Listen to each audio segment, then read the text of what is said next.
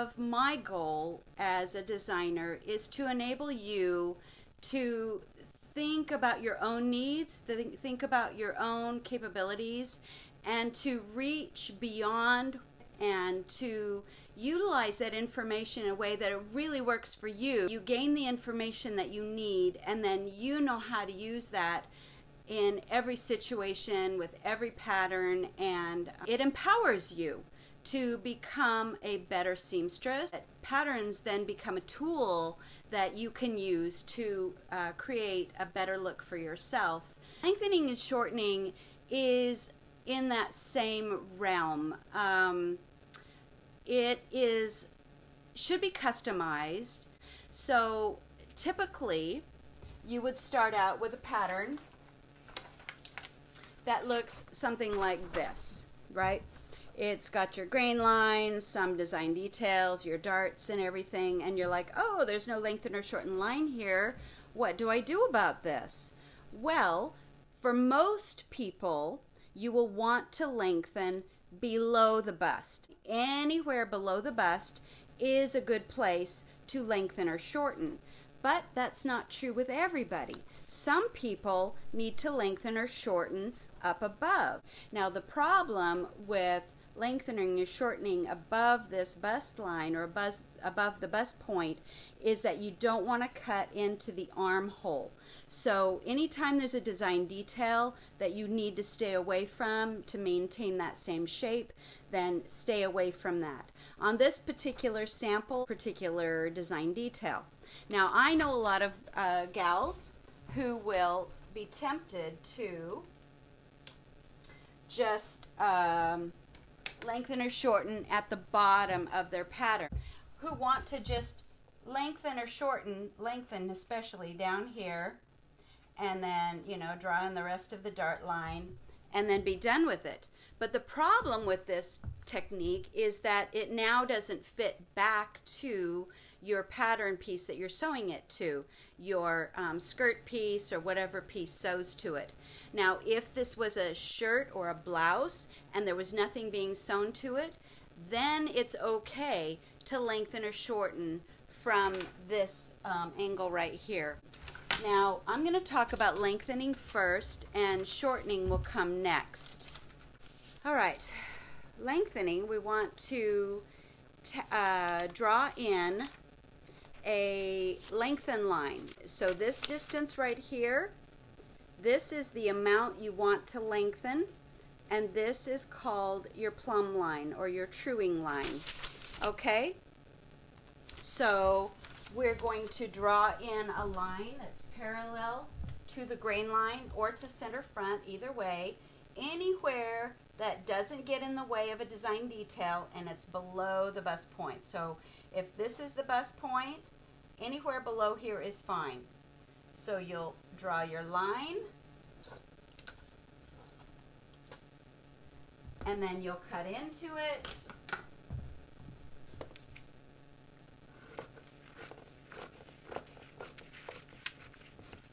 And now the problem is you're going to put some paper in there, but where, I mean, how do I line these up, right?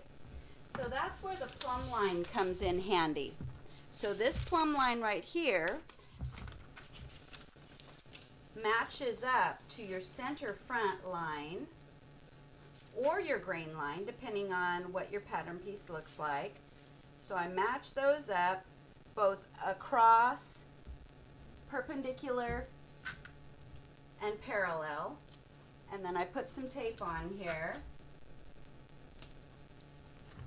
and then I can match that up with my center front line here on my pattern piece, right there. All right, so I have now lengthened my pattern, right? Shortening the pattern is a lot easier to do using this same cut and split method. We're going to take our pattern piece, draw in below the bust point the amount to shorten two parallel lines who are perpendicular to the grain line or center front as you need it.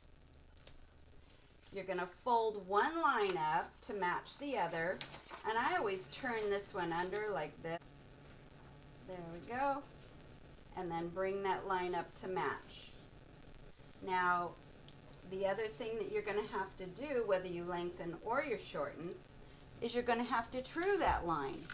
Anything that, any detail that has been interrupted is going to have to be trued. So you can see that there's a little bit of a jog over here.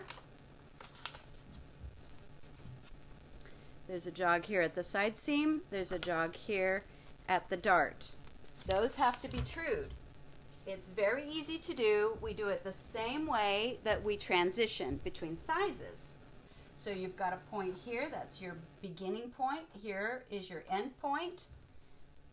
You take your handy ruler, and mine always has a grid on it. And then you draw a new line connecting these 2 points. Same thing over here. From here to here, you would want to close this dart and then true it, because if you don't, it's not gonna have the same angle. So you close that dart and true from here to here. You can see that there's a little bit of a jog over here.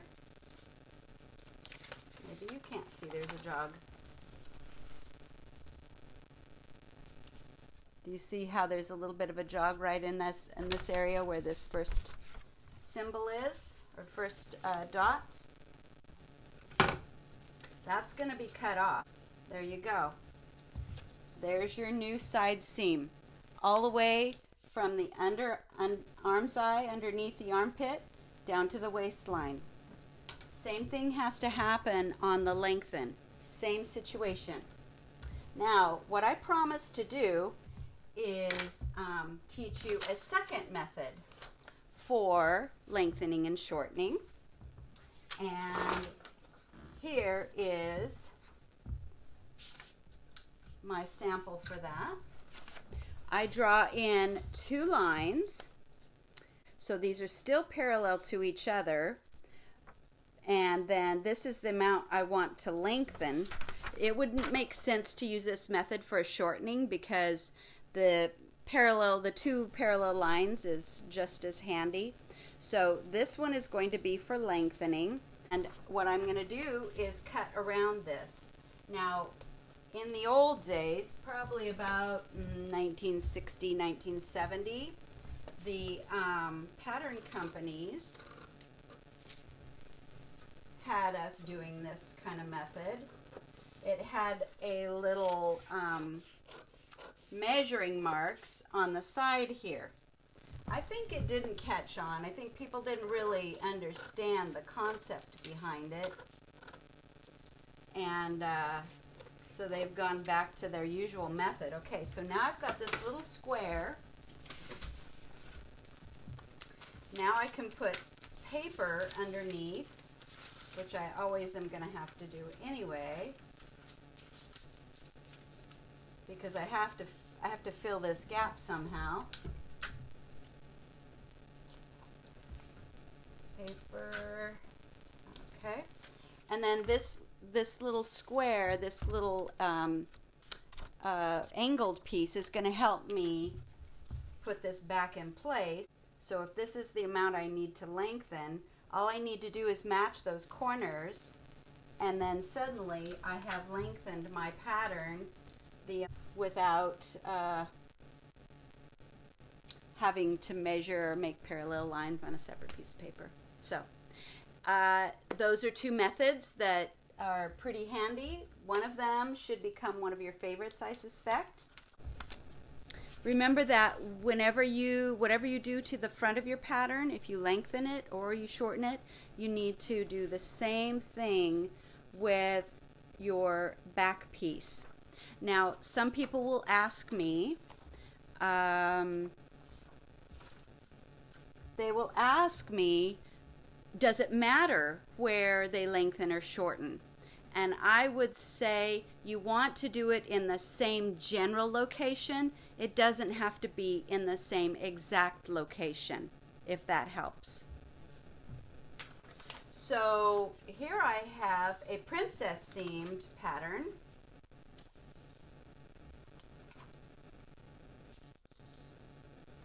And all 4 of these pieces are going to have to be lengthened or shortened. What I'm going to do is I'm going to use my ruler and mark from the bottom of my pattern up to the location where I want to shorten. So it needs to be above the waist.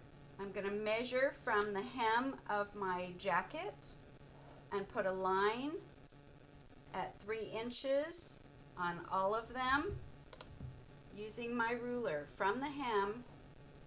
And as long as my hem is parallel, like not asymmetrical, in other words, not asymmetrical, then it should be fine. So then I'm going to cut it or fold it up, and this is how you mark for lengthening or shortening. I think I'm going to have to set an alternate date because a blurry education is no education at all, right? So thank you for joining me. Talk to you soon. Bye.